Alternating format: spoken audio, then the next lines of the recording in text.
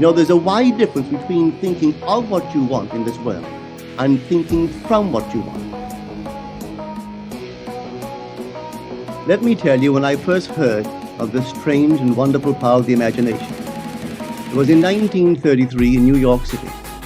An old friend of mine taught it to me. He turned to the 14th of John, and this is what he read.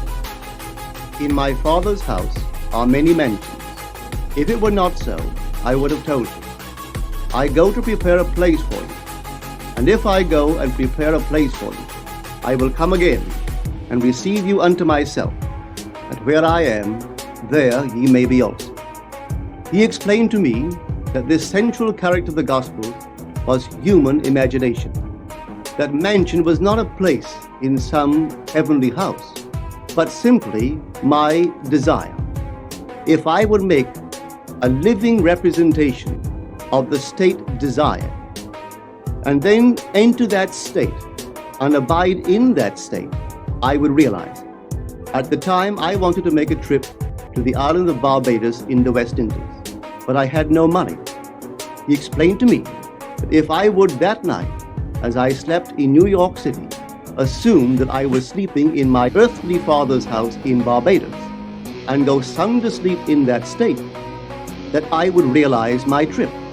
Well, I took him at his word and tried it. For 1 month, night after night, as I fell asleep, I assumed I was sleeping in my father's home in Barbados.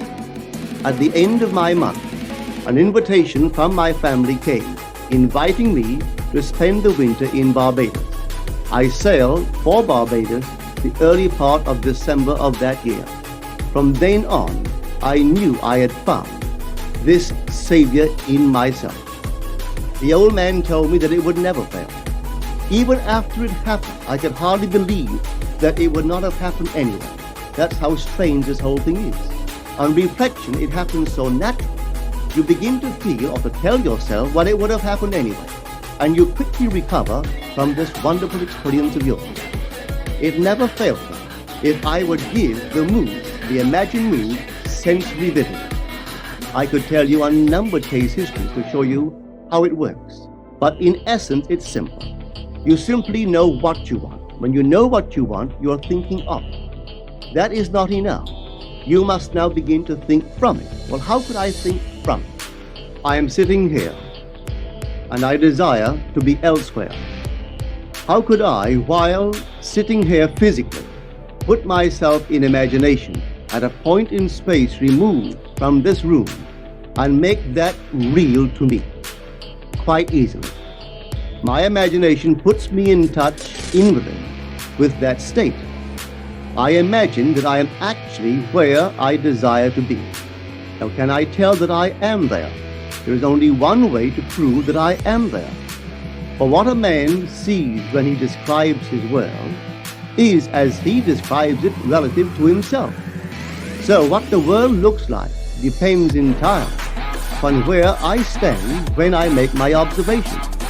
So if, as I describe my world, it is related to that point in space I imagine that I am occupying, then I must be there. I am not there physically, no, but I am there in my imagination. And my imagination is my real self. And where I go in imagination and make it real, there I shall go in the flesh also. When in that state I fall asleep, it is done. I have never seen it fail. So this is the simple technique on how to use your imagination to realize your every objective.